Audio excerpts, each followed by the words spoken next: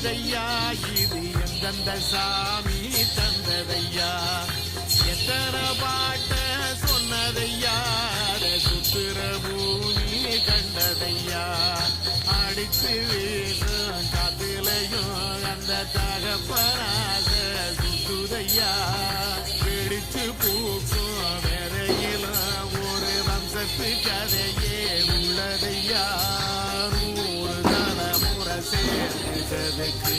ஈர நலம் இது